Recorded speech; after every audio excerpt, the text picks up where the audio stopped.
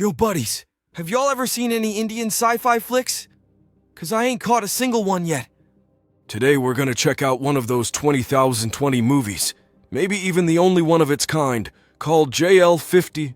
1984 flight from Calcutta Airport takes off, but midway through the flight, the plane hits some wicked turbulence, loses contact, and just vanishes without a trace. Fast forward 35 years to a remote village out in West Bengal. Lava is where a bunch of kids are playing soccer. Then out of nowhere, this huge-ass plane flies over them and crashes into the nearby hills.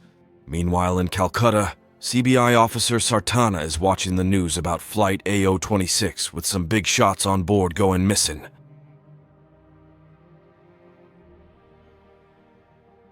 Thinking the plane might have been hijacked, Sartana and her partner Gaga head out to the crash site in Lava Village. The rescue guys reporting that everybody kicked the bucket in that plane crash, except for two folks who are getting medical help. One of the survivors is a pilot, and the other's a passenger. Weirdly, they found a body in the cockpit, suggesting the plane was hijacked before it went down.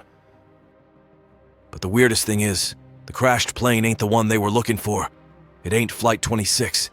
It's the Flight JAL, 51 in 1984, that went missing 35 years ago, with that rookie pilot woman, Beha, from Calcutta Airlines. She's down in the dumps, even though she's got it all. A high-paying job, a loving partner, and a bright future ahead. Her mom's been trying to cheer her up, but nothing's working. This gal's fighting for her life. She was the sole survivor of that 2019 plane crash, JL-50. Meanwhile, some fans in Galangal are headed to the school where Professor Physics Dr. Saturday Dast works. The thing is, one of the spots on that ill-fated cruise liner ended up being empty, and the ticket was bought under some dude's name. Seems like the guy's shook, but he pulls himself together quickly and claims he don't remember jack about his past, because he's old as dirt now.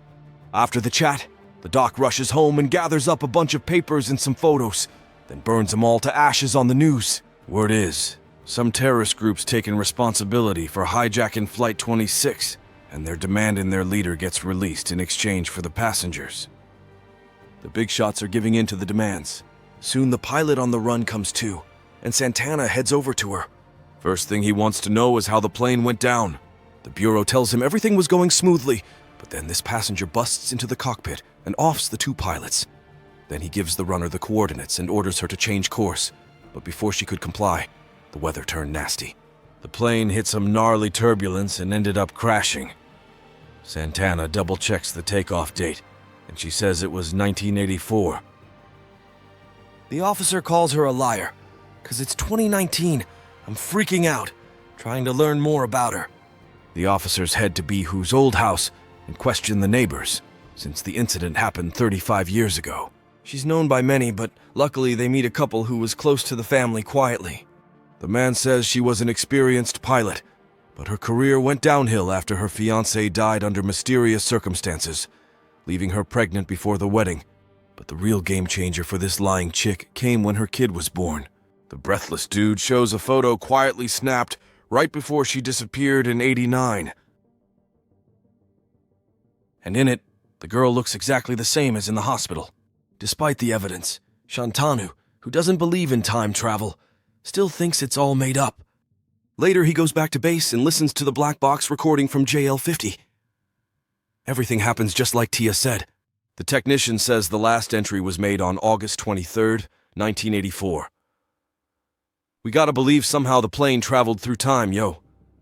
Meanwhile, one of the survivors from the JL-50 plane crash woke up and found out the pilot also made it. He's headed to her room to take her out, man. Luckily, a nurse spots him and calls for help, but the dude grabs her and escapes into the hallway with some scissors to her neck, threatening her. Turns out Santa Ana's also at the hospital at the same time. And he's trying to calm the dude down, but the guy's heading for the main door and booking it. The cop's gonna chase after the crazy fella, but the dude gets to the car first. Later, the officer finds out that the dude was a genius professor from some research center in Kolkata, and also a leftist activist who was linked to terrorist groups like 35 years ago. After finding the dude's address, the cop heads to his place and discovers a massive collection of books, files, and other research work the guy had done. One of the folders called Project A. There's a flight plan for JAL 50 Knoll Fountain that's headed to the research center in Kolkata, where he'll be chatting with Professor Svini about some deep history stuff.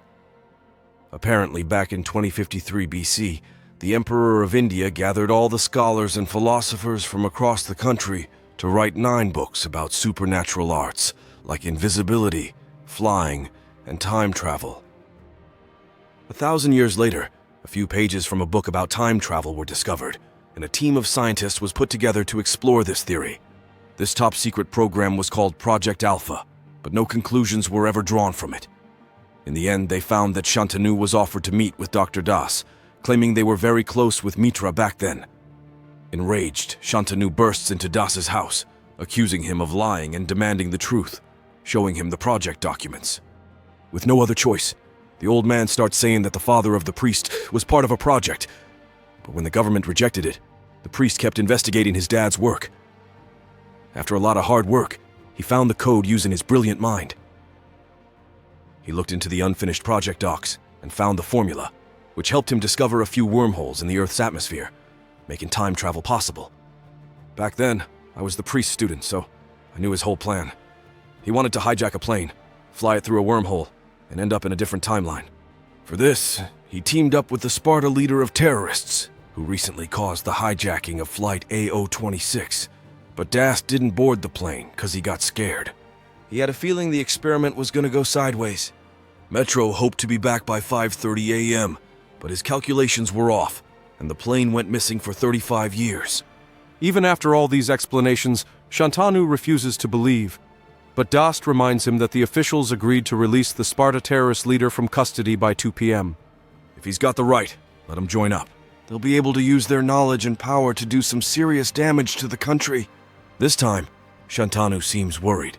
So Dot suggests this crazy plan of going through a wormhole and going back to 1984, where they can prevent the JL-50 hijacking from happening. If they pull it off, there won't be any deaths, and they can even take out the terrorists.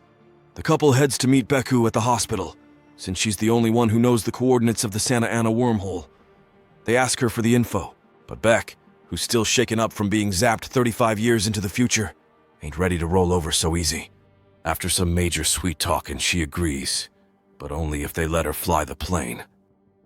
Santa Anu's down with that, and the next morning they hit up Gaurangi to snag a jet, and the 3 of them take off on their mission. Santana still thinks this whole thing is a joke, but as they're almost reaching the supposed wormhole, everything starts shaking, and the plane goes haywire, forcing them to make an emergency landing in some open field. The area looks totally different from the one they just left. Soon, an old-timey car pulls up, and all 3 of them ask for a ride to the city. After a while, they reach Calcutta, and Santana finally realizes they've actually arrived in 1984. The dude's stumped, but decides to see this thing through. Truth is, they want to get something off their chest first. Turns out Shantanu's an orphan who got abandoned at an orphanage. Back in 84, same year. They go to the building and wait around for a bit. Out of nowhere, 2 dudes pull up to the orphanage and leave a kid inside. Shantanu busts in to check if it's them, and confirms it by the locket. Next morning, they link up with Gas Imho, and the 3 of them discuss the next move. Das says there's a secret meet about hijacking JL-50 going down tonight at the warehouse. The crew reaches the spot they were told to go to, and waits for the crooks to show up. Santana asks the bio chick if she ever saw her kid in person, but she ain't got no clue. After giving birth, she blacked out, and when she woke up, her parents told her the sad news that her baby didn't make it. Meanwhile, the gang boss and his goons arrive at the warehouse. The 3 of them decide that the boss and his right-hand man will go in, while the other dude waits in the car. The fellas head inside and point their guns at the boss and his crew, but those terror dudes ain't backing down, so a shootout starts. Santana's using her mad fighting skills, taking out those goons one by one. He's also beating Pardo's ass, while Doc Dot straight up kills his former mentor Metro. Once the mission's done, Santana grabs the briefcase with the documents and tries to burn it, but then Dot suddenly points a gun at her. Since the original project documents were burned to a crisp during the JL-50 crash, the exact coordinates for time travel wormholes were lost. But Das wasn't ready to give up that easily, and decided to use an officer to go back in time and steal the documents, with which he could gain immortality. Das also said that on the day Mead was discharged from the hospital, he went to his house, but instead of helping, Das killed him. They shot at each other, but Asana turned out to be luckier. In front of the wounded soldier's eyes, he's destroying them papers for good, no doubt about it.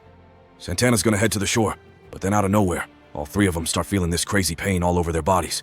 Turns out since the metro and its people got iced, Flight JL-50 never got hijacked, so these three never time-traveled. Now the timeline's rejecting the unwanted anomalies, so Shantanu and the runner teleport back to the present day. But a little change back in the day leads to a totally different alternative future in the final scenes where Shantanu and his wife Nirja time travel to 2026. But 2026 is different because the villain died way back in 1984, so neither Flight AI-182 nor JL-50 were hijacked. But Asana and the Guardian don't even recognize each other on the plane, even though they cross paths. Later, Shantanu and Pham arrive at their retreat to celebrate a birthday, and as he's playing with the kids, an old lady comes up and hugs him tight. Turns out the son for the dude was actually born alive after all. Turns out her pops gave the little man up for adoption, because he was born out of wedlock, and the dude was scared society wouldn't accept that his kid was none other than Shantanu. But in the new timeline after Flight JL-50 made it back safe, Beru's mom finally spilled the truth to her. So the mother and son got reunited in the new timeline. The movie ends with Santana and Buddy giving out gifts to orphan kids and playing with them, both being super happy and grateful for their new life. Anyone who's into time travel flicks will dig this one. Despite some plot hiccups and the usual Indian lost kid shenanigans, the story's pretty watchable. Yo peeps, thanks for watching. Drop your thoughts on this movie in the comments, and don't forget to support us with them likes and subscribes.